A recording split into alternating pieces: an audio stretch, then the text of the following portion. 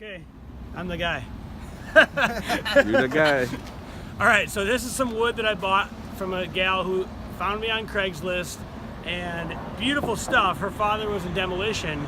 He tore down a bowling alley in Chicago that a fire had caught, and he had gotten all this material out, and he was kind of a saver. He knew when not to throw things away. This is what they'd call mid-century lumber. It's very high quality, good grade lumber, but it's been planed down to a nominal size, so it's not your typical dimensional lumber that's full 2 inches. This is only 1.5 inches. But I want to point this out. This is some of the stuff that was in the fire.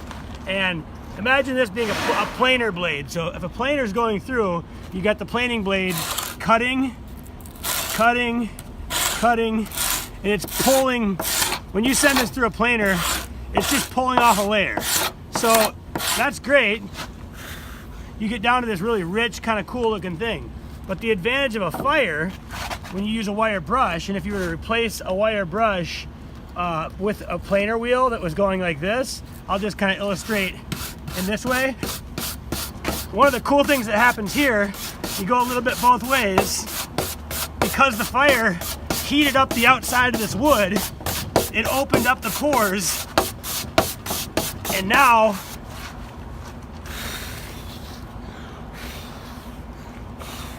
so here's if you did it with a planer, you still have some rich look, but this is what you almost can't see with this video, but you can feel it. It's super cool. I mean, what do you guys think about how the difference between this and this? What would you prefer? I like that better. I like that. So if you were to take this material, turn it into bookshelves, or there's a number of things you can do, but it just has a really cool character to it.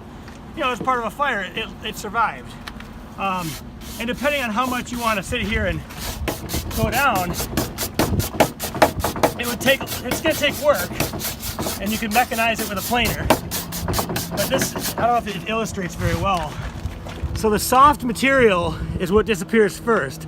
But all these lines, that's the growth ring, that's the higher sap material. And that higher sap material, because of the way this is cut, quarter sawn, that's what's still left. So it really, I think it adds a lot of character to it. This could be really great lumber for bars, restaurants, etc.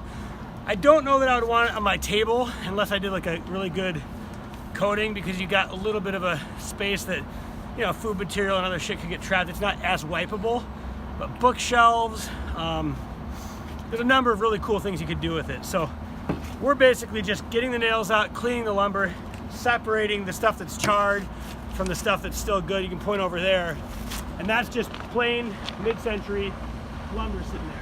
So the guy's got a lot of work to do getting the nails out and getting it stacked, but this will soon be some rich golds for somebody. So if anybody's interested, check it out. Cool.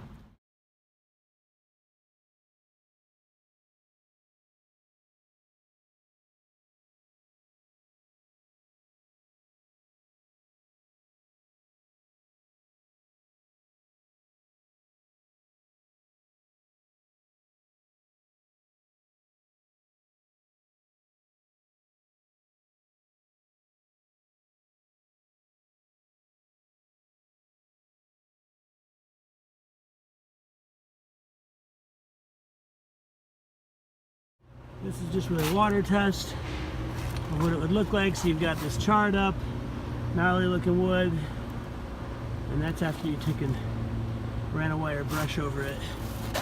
And it's got a little water test. That's really cool stuff, if you ask me.